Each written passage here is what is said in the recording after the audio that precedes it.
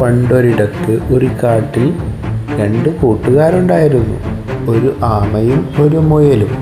ആമയ്ക്ക് വളരെ പതുക്കെ മാത്രമേ സഞ്ചരിക്കാൻ സാധിക്കുമായിരുന്നുള്ളൂ. എന്നാൽ മുയലിന് വളരെ വേഗത്തിൽ സഞ്ചരിക്കാൻ സാധിക്കുമായിരുന്നു. അതുകൊണ്ട് തന്നെ മുയൽ ആമയുടെ മെല്ലെപ്പോക്കിനെ പരിഹസിക്കുക പതിവായിരുന്നു. ഒരു ദിവസം മുയൽ ആമയെ ഓട്ട മത്സരത്തിനായി വെല്ലുവിളിച്ചു. ആമ അത് സ്വീകരിച്ചു. മത്സരത്തിന് ശേഷം മുയൽ വളരെ വേഗത്തിൽ ഓടി മുന്നിൽ പോയി. എന്നാൽ പകുതിയിലെത്തുമ്പോൾ ക്ഷീണം കൊണ്ട് ഒരു മരത്തിൻ്റെ ചുവട്ടിൽ വിശ്രമിക്കാൻ തീരുമാനിച്ചു. ഉറങ്ങി വീണു മുയൽ. ആ സമയത്ത് ആമ പകുതിയിലേക്കാണ് എത്തിയത്. തുടർന്ന് ആമ ലക്ഷ്യസ്ഥാനത്തേക്ക് പതുക്കെ സ്ഥിരതയോടെ ഓടി.